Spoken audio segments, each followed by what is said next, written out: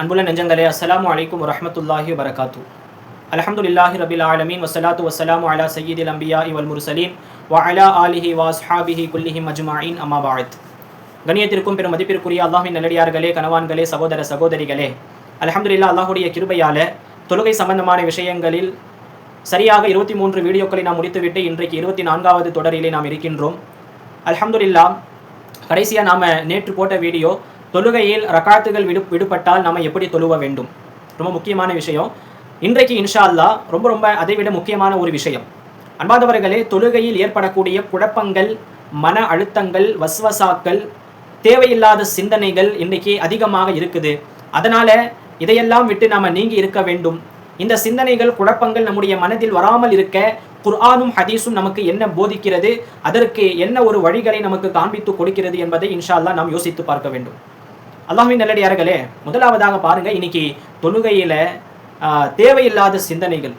இன்னைக்கு யாரா இருந்தாலும் சரிங்க, எப்போவோ நடந்து முடிந்த விஷயங்கள், அதாவது மனிதர்களுக்கே ஒரு ஆச்சரியத்தை ஏற்படுத்தும் அளவிற்கு, என்ன இந்த சிந்தனைகள்லாம் இப்போதான் எனக்கு யோசிக்க தோன்றுகிறதா, இப்போ நான் யோசித்துக் கொண்டிருக்கிறேன் என்பதாக சொல்லி நமக்கே ஒரு ஆச்சரியத்தை ஏற்படுத்தும் அளவிற்கு இன்னைக்கு தொழுகையில் நமக்கு தேவையில்லாத கற்பனைகள், சிந்தனைகள் இன்னைக்கு வளர்ந்து கொண்டே இருக்கிறது. அப்போ இதை விட்டு நாம எப்படி வெளியே வர வேண்டும்? அன்பார்ந்த அல்லாஹ்வின் நல்லடியார்களே, அபூ ஹுரைரா ரலியல்லாஹு அவர்கள் ஹதீஸை ஒரு அறிவிப்பார்கள். ஸல்லல்லாஹு அலைஹி வஸல்லம் சொல்றாங்க, இப்போ இந்த தொழுகையில் ஏற்படக்கூடிய குழப்பங்கள், வஸ்வசாக்கள், இது எல்லாமே ஷைத்தானுடைய பழக்க வழக்கங்கள், எல்லாமே ஷைத்தான் தூண்டக்கூடிய விஷயங்கள் தான். ஏன் சொன்னா, பாங்கு சொல்லப்பட்ட உடனே ஷைத்தான் என்ன செய்யறான் தெரியுமா? ஹதீஸ்ல வருது, பின்னால் காற்று பிரியும் அளவிற்கு அவன் என்ன செய்யறான், விரண்டு ஓடுகின்றான். பாங்கு சொல்லி முடித்த உடனே திரும்பவும் அவன் வந்து விடுகின்றான். திரும்பவும் இக்காமத்து சொல்லப்படும் பொழுது அவன் திரும்பவும் விரண்டு ஓடுகின்றான். எந்த அளவுக்கு அவனால் ஓட முடியுமோ அந்த அளவுக்கு ஓடுகின்றான். திரும்பவும் இக்காமத்து முடிந்த உடனே மனிதர்கள் தொழுகையில் தக்பீரை கட்டி நின்றிய உடனே ஷைத்தான் வந்து புகுந்து விடுகின்றான். அதனால தான் சொல்லுவாங்க, சஃப்புகளை ரொம்ப நெருக்கமாக நின்று கொள்ளுங்கள். கொஞ்சம் கேப் கிடைச்சாலும் ஷைத்தான் என்ன செய்வான், புகுந்து நம்முடைய சிந்தனைகளில் ஒரு ஆட்டாட் என்ன செய்வான், விளையாடிடுவான். அன்பார்ந்த அல்லாஹ்வின் நல்லடியார்களே, நம்ம கவனிக்கணும். ஸல்லல்லாஹு அலைஹி வஸல்லம் சொல்றாங்க, இகாமத்து முடிந்த உடனே ஷைத்தான் வந்து விடுவான். சரிங்களா? அப்போ வந்து விட்ட பிறகு என்ன செய்வான், இது போல நிறைய தேவையில்லாத விஷயங்களை, மனிதர்களுக்கு எப்போவோ நடந்து முடிந்த சில விஷயங்களை பார், இதையெல்லாம் யோசித்து பார், இதையெல்லாம் சிந்தனை செய்து பார் என்பதாக சொல்லி ஷைத்தான் ஞாபகம் ஊட்டி கடைசியாக அவன் இத்தனை ரகாத்து தொழுதான் என்பதையே அவன் மறந்துவிட்டு ரகாத்துகளையே அவன் மறந்து விடுவான். அந்த அளவிற்கு ஷைத்தான் மனிதர்களுடைய உள்ளங்களில், தொழுகைகளில் வஸ்வசாக்களை, குழப்பங்களை ஏற்படுத்தக்கூடியவன் என்பதாக அருமை நாயகம் ஸல்லல்லாஹு அலைஹி வஸல்லம் சொல்லக்கூடிய செய்தி. அன்பார்ந்த அல்லாஹ்வின் நல்லடியார்களே, உஸ்மான் இப்னு அபில் அலா ரதியல்லாஹு அவர்கள் ஹதீஸை அறிவிக்கிறார்கள். உஸ்மான் இப்னு அபில் ஆஸ் ரதியல்லாஹு அன்ஹு ஸல்லல்லாஹு அலைஹி வஸல்லம் வந்து கேட்கறாங்க, யா ரசூலல்லாஹ், நான் தொழுவ நின்றாலே ஷைத்தான் என்ன ரொம்ப சதாய்க்கிறான், ரொம்ப குழப்பங்களை ஏற்படுத்துறான், நான் என்ன செய்யறது யா ரசூலல்லாஹ்னு சொல்லி கேட்ட பொழுது, அது ஒண்ணுமே இல்லை, அவன்தான் யார் தெரியுமா, அவன்தான் தொழுகையில் இடையூறுகளை, குழப்பங்களை ஏற்படுத்தக்கூடிய ஹின்ஸப் என்று சொல்லப்படக்கூடிய ஒரு ஷைத்தான். அப்போ ஒதுவில் நமக்கு குழப்பங்கள் வருதுன்னு சொன்னா, இப்போ ஒதுவிலையும் நமக்கு ஷைத்தான் என்ன செய்வான், குழப்பங்களை ஏற்படுத்துவான். அந்த ஒதுவில் குழப்பங்களை ஏற்படுத்தக்கூடியவனுக்கு பெயர் வந்து வலஹான். அந்த ஷைத்தானுடைய பெயர் வந்து என்னங்க, வலஹான். தொழுகையில ஏற்படுத்தக்கூடியவனுக்கு ஸல்லல்லாஹு அலைஹி வஸல்லம் சொல்றாங்க, அவனுடைய பெயர் வந்து ஹின்ஸப் என்பதாக நாயகம் ஸல்லல்லாஹு அலைஹி வஸல்லம் அவர்கள் குறிப்பிடக்கூடிய செய்தி. அப்போ அன்பார்ந்த அல்லாஹ்வின் நல்லடியார்களே, இது எல்லாமே ஷைத்தானுடைய பழக்க வழக்கங்கள். நம்முடைய நாயகம் ஸல்லல்லாஹு அலைஹி வஸல்லம் அவர்களுக்கே என்னங்க, ஷைத்தான் என்ன செஞ்சான், குழப்பங்களை ஏற்படுத்த நாடினான். ஆனா என்ன செய்யல, அவனால் குழப்பங்களை ஏற்படுத்த முடியவில்லை. ஏன்னு சொன்னா, நாயகம் ஸல்லல்லாஹு அலைஹி வஸல்லம் சொல்றாங்க, ஷைத்தான் என்னுடைய கண்ட்ரோல்ல இருந்ததனால எதுவும் செய்ய முடியல. ஒரு நாள் என்ன செஞ்சான், அவன் என்னை குழப்பங்களை ஏற்படுத்த வந்தான், அவனை நான் பிடித்து என்ன செஞ்சேன், ஒரு தூணில் நான் கட்டிவிட்டேன். மறுநாள் அவனை அனைவர்களும் பார்க்க வேண்டும் என்பதற்காக நான் தூணில் நான் கட்டி வைத்தேன். ஆனா எனக்கு திடீரென்று ஒரு விஷயம் தோன்றியது.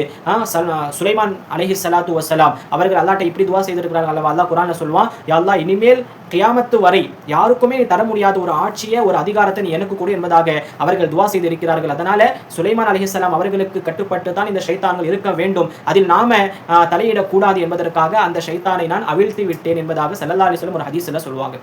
அப்போ கண்ணியமான அல்லாஹ்வின் நல்லடியார்களே, அப்போ இங்க நாம கவனிக்க வேண்டிய ஒரு விஷயம் என்ன, அப்போ இந்த தொழுகையில ஏற்படக்கூடிய அந்த வஸ்வசாக்களை விட்டு நாம எப்படி வெளியே வர வேண்டும், அந்த குழப்பங்கள் நமக்கு வராமல் இருக்க நாம என்ன செய்ய வேண்டும் பாருங்க. சுருக்கமாக சில விஷயங்களை நான் சொல்றேன் புரியுற மாதிரி. முதலாவது விஷயமாக அல்லாஹ்வே குர்ஆன்ல சொல்றான், வமா உமிரு இல்லா லியஅபுதுல்லாஹ முஹ்லிஸீன லஹுத்தீன்.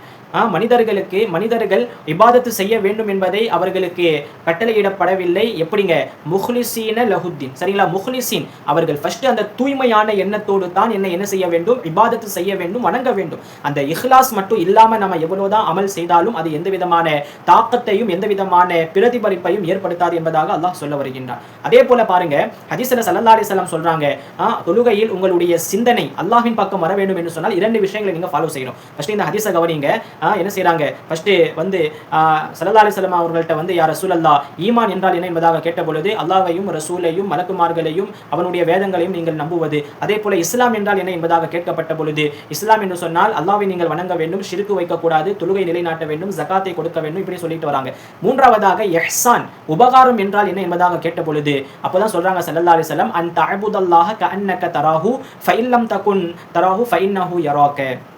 ஸல்லல்லாஹு அலைஹி வஸல்லம் சொல்றாங்க, தொழுகையில நீங்க இருக்கிறீங்கன்னு சொன்னா, தொழுகை மட்டுமல்ல எல்லா அமல்களிலையும் எல்லா விஷயங்களிலையும் எல்லா இபாதத்துகளையும் இந்த விஷயத்தை நீங்க என்ன செய்யணும், நோட் பண்ணிக்கொள்ள வேண்டும். அது என்ன அப்படின்னு சொன்னா, இப்போ தொழுகையில நீங்க உதாரணமா நிக்கிறீங்க, அப்போ நீங்க எப்படி நிக்கணும் தெரியுமா, ஃபர்ஸ்ட் நான் அல்லாஹ்வை பார்க்கிறேன் அந்த ஒரு கண்ணோட்டத்தில் நீங்கள் நில்லுங்கள். அப்படி இது முடியலையா, சரி நான் அல்லாஹ்வை பார்க்கல அந்த சிந்தனை உங்களுக்கு வரலையா, அப்போ நீங்க இப்படி எண்ணிக்கொள்ளுங்கள், அல்லாஹ் என்னை பார்த்து கொண்டு இருக்கின்றான். இந்த சிந்தனையோடு நீங்கள் தொழுது பாருங்கள், கண்டிப்பாக சிந்தனைகள் சிதறாது குழப்பங்களை ஏற்படுத்த முடியாது என்பதாக நாயகம் ஸல்லல்லாஹு அலைஹி வஸல்லம் சொல்லக்கூடிய செய்தி. அதே போல இன்னொரு அடுத்து நாம கடைபிடிக்க வேண்டிய மூன்றாவதாக ஒரு விஷயம் என்ன சொல்றாங்க, இப்போ ஃபர்ஸ்ட் வந்து அல்லாஹ் சொன்னா, இரண்டாவதாக ஸல்லல்லாஹு அலைஹி வஸல்லம் சொன்னாங்க, மூன்றாவது அதே போல ஸல்லல்லாஹு அலைஹி வஸல்லம் சொல்றாங்க, இந்த முகஸ்துதிக்காக வேண்டி தொழுகையை தொழக்கூடியவர்களுக்கு தான் ஷைத்தான் என்ன செய்வான், குழப்பங்களை ஏற்படுத்துவான், சிந்தனைகள் சிதறும். அப்போ முகஸ்துதிக்காக நாம தொழுகையை நாம என்ன செய்ய, முகஸ்துதிக்காக தொழுகை மட்டுமல்லங்க, எந்த விதமான இபாதத்தையும் நாம செய்யக்கூடாது. முகஸ்துதின்னு சொன்னா பெருமைக்காக வேண்டி, ஏன்னு சொன்னா ஹதீஸ்ல வந்திருக்கல்ல, நரகத்துல ஒரு பகுதி இருக்கு, அந்த பகுதியை பார்த்து ஜஹன்னம் என்ன செய்தா, ஒவ்வொரு நாளும் 400 தடவை அல்லாஹ்விடத்திலே பாதுகாப்பு தேடுகிறது. நரகத்திலேயே ஒரு பகுதி, அந்த நரகத்திலே இருக்கக்கூடிய ஜஹன்னம் என்ற ஒரு நரகம், அது என்ன செய்தா, ஒவ்வொரு நாளும் 400 தடவை அல்லாஹ்விடத்திலே யா அல்லாஹ் இந்த நரகத்துல மட்டும் என்னைய நீ ஆக்கிவிடாதுன்னு சொல்லி நரகமே என்ன செய்து பாதுகாப்பு தேடுது என்பதாக ஸல்லல்லாஹு அலைஹி வஸல்லம் சொல்லக்கூடிய செய்தி. அப்போ அந்த நரகத்தை அல்லாஹ் யாருக்காக தயார் செய்து வைத்துள்ளான் என்று சொன்னால், யார் முகஸ்துதிக்காக எந்த விதமான அமலாக இருந்தாலும், யார் பெருமைக்காக முகஸ்துதிக்காக செய்கிறாங்களோ அல்லாஹ் அவர்களுக்கு இந்த நரகத்தை தயார் செய்து வைத்துள்ளான் என்பதாக ஸல்லல்லாஹு அலைஹி வஸல்லம் சொல்லக்கூடிய செய்தி. அப்போ முகஸ்துதிக்காக நாம தொழுதா கண்டிப்பாக சிந்தனைகள் சிதறும். அதனால அல்லாஹ்விற்காக நான் தொழுகிறேன் என்பதாக அந்த சிந்தனையோடு நீங்கள் தொழுவுங்கள், சிந்தனைகள் சிதறாது. அதே போல அடுத்து நான்காவதாக நம்ம கடைபிடிக்க வேண்டிய ஒரு விஷயம் என்னன்னு சொன்னா, அதாவது இப்போ தொழுகையில நாம இருக்கிறோங்க, தொழுகையில இருக்கும் பொழுது தேவையில்லாத விஷயங்களை நாம செய்யறதை விட்டு முதல்ல நாம தவிர்த்து இருக்க வேண்டும். அது என்ன தேவையில்லாத விஷயங்கள், அதாவது ஒரு சஹாபி, ஒரு தாபியங்களில் பட்ட சயீத் இப்னு முஸையப் ரஹ்மத்துல்லாஹி அலைஹி அவர்கள் என்ன செய்றாங்க, ஒரு நாள் ஒரு மனிதரை பார்க்குறாங்க. அந்த மனிதர் என்ன செய்யறாரு, தொழுது கொண்டு இருக்கிறார். அவர் தொழுதுகிட்டே இருக்கும் பொழுது அவருடைய கரத்தால் என்ன செய்யறாரு, தாடியோடு விளையாடி கொண்டே இருக்கிறார். அதாவது இப்படி சுருட்டுவது அல்லது தாடியை அந்த என்ன செய்யறதுங்க, தாடியை நோன்றது, இது போல விஷயங்களை செய்து தாடியோடு விளையாடி கொண்டே இருக்கிறார் என்பதை அந்த சயீத் இப்னு முஸையப் ரஹ்மத்துல்லாஹி அலைஹி அவர்கள் பார்த்து விட்டார்கள். பார்த்துட்டு அவர்களுடைய தோழர்கள்ட்ட சொல்றாங்க, இந்த மனிதருடைய உள்ளம் மட்டும் அந்த உள்ளச்சத்தோடு இருந்துச்சுன்னு சொன்னா இவருடைய உறுப்புகளும் ஓர்மையோடு அமைதியாக இருந்திருக்கும். ஆனா இவருடைய உள்ளமே என்னங்க, அல்லாஹ்வுடைய சிந்தனையில் இல்லை, அது வேற எங்கேயோ இருக்கு. அதனால தான் இவருடைய உறுப்புகளும் விளையாடி கொண்டு இருக்கிறது என்பதாக சயீத் இப்னு முஸையப் ரஹ்மத்துல்லாஹி அலைஹி அவர்கள் சொல்லக்கூடிய செய்தி. அப்போ அன்பார்ந்தவர்களே, நாம என்ன செய்யறது, தொழுகையில் இருக்கும் வரை நம்முடைய கைகளால கால்களால எந்த விதமான அசைவுகளையும் தேவையில்லாத விஷயங்களை நாம முடிந்தவரை நம்ம ஏற்படுத்தப்படாமல் இருக்க வேண்டும். சரிங்களா? அதே போல இன்னும் சொல்றாங்க, உதாரணமா இஷாவுடைய வக்துன்னு வச்சுங்களேன், இஷாவுடைய வக்துல உணவு ஹாதிராக இருக்கு, இப்போ நமக்கு வேற பசி கடுமையாக இருக்கு. அப்போ நாம சாப்பிட்ட பிறகு தான் நம்ம என்ன செய்யறோங்க, தொழுகைக்கு வர வேண்டும். ஒரு கால் நம்ம தொழுகைக்கு வந்தோம், நம்முடைய சிந்தனை பூராவும் உணவின் பக்கம் தான் இருக்கும். அப்படி இருந்தும் நமக்கு என்ன ஒரு பிரயோஜனம் நம்ம தொழுது. அதனால இந்த விஷயங்கள் இருந்தாலும் இதை நாம செய்துவிட்டு வந்தால் தொழுகையில் சிந்தனைகள் சிதறாது. சரிங்களா? அதே போல சொல்றாங்க, உருவப்படங்கள் இருக்கக்கூடிய இடங்கள்ல நம்ம தொழுதாலும் சிந்தனைகள் சிதறும். அதனால உருவப்படங்கள் இருக்காத அந்த இடங்களில் நாம தொழுகிறது ரொம்ப அது சிறப்பிற்குரியது. நம்முடைய சிந்தனைகளும் சிதறாமல் இருப்பதற்கு ஒரு சிம்பிளான ஒரு வழி என்பதாக சொல்கிறார்கள். அதே போல ஒரு முக்கியமான விஷயத்தை சொல்கிறார்கள், அதாவது நம்முடைய தொழுகையில், சரிங்களா, நம்முடைய தொழுகையில் சிந்தனைகள் சிதறாமல் இருக்க வேண்டும் என்பதற்காக வேண்டி இந்த அதிகமான இந்த டார்க்கான கலர்கள், சரிங்களா, இந்த டார்க்கான நிறங்கள் ஆடைகள் அல்லது அதிகமான ஏதாச்சும் இந்த கோடுகள் இது போல டிசைன்கள் போட்ட ஆடைகள் இதையும் நாம அணிந்து வராமல் இருப்பது நல்லது என்பதாக சொல்றாங்க. உருவப்படங்கள் போட்ட ஆடைகளை நாம போட்டு என்ன செய்யக்கூடாது, தொழுவக்கூடாது. இது உருவப்படங்கள் அல்லாத ரொம்ப டார்க்கான கலர் அல்லது ஏதாச்சும் அந்த பூக்கள் அல்லது ஏதாவது அந்த உருவப்படங்கள் அல்லாத வேறு ஏதாவது அந்த பொருட்கள் இருக்கக்கூடிய ஆடைகளாக இருந்தாலும் அதிகமாக இருக்கக்கூடிய அந்த ஆடைகளை நம்ம என்ன செய்யக்கூடாது, நம்ம அணிந்து தொழுவக்கூடாது. அப்படி நம்ம தொழுதாலும் நமக்கு என்னங்க, அந்த சிந்தனைகள் சிதறும். ஏன், அந்த கலர் அது ரொம்ப டார்க்காக இருக்கிறதுனால கண்டிப்பா நம்முடைய பார்வை அங்கே பட்டால் என்ன செய்யும், சிந்தனைகள் சிதறிவிடும். அதனால தான் சொல்லுவாங்க, இந்த மாதிரி ஆடைகளையும் நீங்கள் அவாய்ட் செஞ்சுக்கிறது ரொம்ப நல்லது என்பதாக சொல்வார்கள். அப்போ அன்பார்ந்த அல்லாஹ்வின் நல்லடியார்களே, இது முடிஞ்சிருச்சு. அப்போ இந்த விஷயங்களை நம்ம கடைபிடித்தால் கண்டிப்பாக தொழுகையில் நம்முடைய சிந்தனைகள் சிதறாமல் இருப்பதற்கு அழகான வழிமுறைகள் என்பதாக குர்ஆனும் ஹதீஸும் அழகாக நமக்கு போதித்து தருகிறது. கடைசியாக ஒரு பொதுவான சட்டத்தை நான் சொல்றேன். இப்போ ஒரு கால் தொழுகையில் நமக்கு அந்த குழப்பங்கள் ஏற்பட்டு நம்ம எத்தனை ரக்காத்து தொழுதுன்னு சொல்லி நம்ம மறந்துட்டோம். சரிங்களா? இப்போ உதாரணமாக நான் சொல்றேன், இப்போ ஒரு மனிதர் என்ன செய்யறாரு, 4 ரக்காத்து உள்ள தொழுகையில் அவர் அவர் 3வது ரக்காத்துக்காக எழுந்து நிற்கிறார். அவர் நிற்கும் பொழுது அவருக்கே ஒரு டவுட் வருது. ஏன் அந்த ஷைத்தானுடைய குழப்பங்களின் காரணமா இப்போ நான் நிற்கிறது 4வது ரக்காத்தா அல்லது 3வது ரக்காத்தான்னு சொல்லி அவருக்கே ஒரு சந்தேகம் ஏற்பட்டு விடுகிறது. அப்போ அப்படி இருக்கும் சமயத்தில் அவருக்கு எது கன்ஃபார்மாக இருக்குமோ அதை அவர் என்ன செய்யணும், உறுதி கொள்ள வேண்டும்.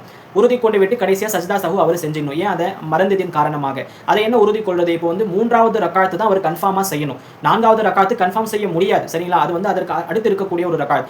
அதனால இப்போ 3 ரக்காத் அவர் கண்டிப்பாக தொழுதுட்டார் என்பது அது உறுதியான ஒரு விஷயம் தான். ஏன்னு சொன்னா இப்போ அவர் 3வது ரக்காத்துல தான் இருக்கிறார். அப்போ அந்த 2 ரக்காத் தொழுத பிறகு தான் என்ன செஞ்சிருக்கிறாருங்க, அவர் எழுந்து நின்று இருக்கிறார். அப்போ கன்ஃபார்மா அவருக்கு தெரியும் நான் 3 ரக்காத் தொழுதுட்டேன், இருந்தாலும் இது 4வது ரக்காத்தாக இருக்குமோ என்ற ஒரு சந்தேகம் அவருக்கு வருது. சரிங்களா, அப்போ அவர் என்ன செய்யணும், எது கன்ஃபார்மாக இருக்குமோ. அப்போ எது கன்ஃபார்மே, 3 ரக்காத் அவர் தொழுதுட்டாரு. அப்போ 4வது ரக்காத்து, சரிங்களா, அந்த 4வது ரக்காத்து அவர் என்ன செய்யணும், திரும்பவும் தொழுது விட்டு ஒரு கால அவர் 4வது ரக்காத்திலேயே இருந்தாலும் அவருக்கு சந்தேகம் வரதுனால 3 ரக்காத்துன்னு சொல்லி கன்ஃபார்ம் பண்ணிக்கிட்டு என்ன செய்யணும், திரும்பவும் அந்த 4வது ரக்காத் தொழுதுகிட்டு அவர் கடைசியா என்ன செய்யறதுங்க, சஜ்தா சஹு செய்து தொழுகையை முடித்துக் கொள்ள வேண்டும். இப்போ சரிங்களா, இதான் ஒரு சுருக்கமான ஒரு வழிமுறைகள். அப்போ அன்பார்ந்த அல்லாஹ்வின் நல்லடியார்களே, இந்த விஷயங்களை மிகவும் நம்ம கவனமாக கேட்டு நம்ம புரிந்து வைக்க வேண்டும். அதே போல உங்களுடைய உறவினர்கள், தெரிந்தவர்கள், தெரியாதவர்கள் அனைவர்களுக்கும் இன்ஷா அல்லாஹ் இந்த வீடியோவை அனுப்பிவிடுங்கள். காரணம் இன்னைக்கு எல்லாருக்கும் சிந்தனைகள் சிதறக்கூடியவர்களாகத்தான் இன்னைக்கு நம்ம தொழுகையில நம்முடைய தொழுகைகள் இபாதத்துகள் இன்னைக்கு இருக்கு. அதனால இப்போ அந்த தொழுகையில் ஏற்படக்கூடிய அந்த தவறான அந்த சிதறல்களிலிருந்து நாம எப்படி வெளியே வர வேண்டும், குர்ஆனும் ஹதீஸும் நமக்கு என்ன ஒரு வழியை நமக்கு வகுத்து தருகிறது என்பதை இன்ஷா அல்லாஹ் அவர்களும் தெரிந்து கொண்டு அமல் செஞ்சா அல்லாஹ் அதன் மூலமாக உங்களுக்கும் என்ன செய்வாங்க, கண்டிப்பா அல்லாஹ் சவாபுகளை, நன்மைகளை அல்லாஹ் மென்மேலும் உங்களை பொருந்திக் கொள்வான். அதனால் இன்ஷா அல்லாஹ் நல் நியத்தோடு அனைவர்களுக்கும் அனுப்பிவிடுங்கள். இன்ஷா அல்லாஹ் இன்னைக்கு இந்த வீடியோவை நம்ம பார்த்து விட்டோம். கவனமாக கேட்டு பொறுமையாக இன்ஷா அல்லாஹ் புரிந்து விளங்கி வைத்துக் கொள்ளுங்கள். இன்ஷா அல்லாஹ் நாளைக்கு இதே தொடராக ஒரு முக்கியமான சட்டம். இப்போ நம்ம சஃபருக்கு போறோம், பிரயாணங்களுக்கு நம்ம போறோம். அப்போ அந்த பிரயாணங்களுடைய சமயத்தில் அந்த வாகனங்களில் நம்ம எப்படி தொழுகிறது, சரிங்களா. இப்போ நாம டிராவல் செய்யக்கூடிய அந்த வாகனங்கள், ட்ரெயினாக இருக்கட்டும் அல்லது பஸ்ஸாக இருக்கட்டும் அல்லது ஃப்ளைட்டாக இருக்கட்டும், சரிங்களா, அந்த வாகனங்களில் நம்ம சஃபரில் இருக்கும் பொழுது நம்ம எப்படி தொழுகிறது, தொழுகையுடைய அந்த நிலைகளை நம்ம எப்படி நிறைவேற்றுவது என்பதை பற்றி இன்ஷா அல்லாஹ் அடுத்தடுத்த வீடியோக்களில் நம்ம இன்ஷா அல்லாஹ் தொடராக பார்க்கலாம். அல்லாஹ் ஜல்ல ஷானஹு வ தஆலா கேட்ட விஷயங்களை உள்வாங்கி அமல் செய்யக்கூடிய பாக்கியத்தை அல்லாஹ் நம் அனைவர்களுக்கும் தந்தருள் புரிவானாக. ஆமீன். அஸ்ஸலாமு அலைக்கும் வரஹ்மத்துல்லாஹி வபரகாத்துஹு.